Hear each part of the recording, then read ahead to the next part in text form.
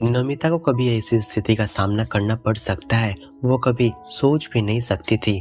अभी 6 महीने पहले ही तो ननद नेहा की शादी बड़े धूमधाम से रईस खानदान में की थी और इतनी जल्दी वो लड़ाई झगड़े करके मायके आकर बैठ गई है।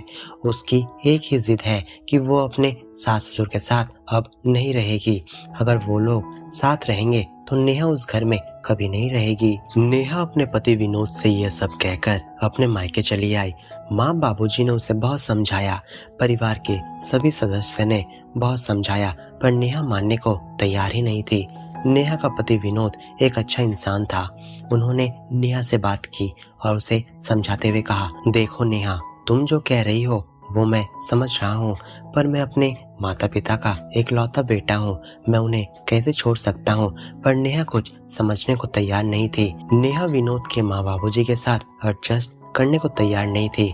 नमिता ने अब समझदारी दिखाते हुए विनोद और अपने पति निखिल के साथ मिलकर एक प्लान बनाया।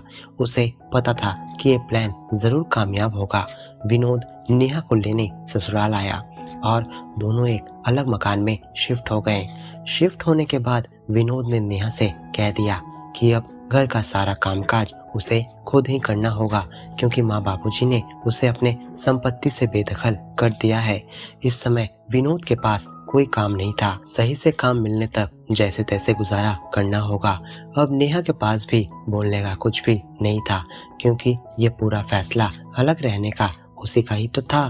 उधर नमिता भी अपने सास ससुर से अलग रहना शुरू कर दी। अब जब कभी नेहा के मम्मी पापा बीमार होते या उन्हें कुछ भी होता तो नेहा को ही दौड़कर जाना पड़ता।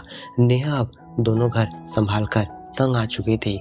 एक दिन आखिर नेहा ने नमिता को फोन लगाया और उसे भला बुरा कहा। तब नमिता ने सिर्फ इतना ही कहा, मैं भी तो वही कर रही हूँ जो तुमने अपने सास ससुर के साथ किया है। अब नेहा के पास कोई जवाब नहीं था। नेहा शर्मिंदा थी।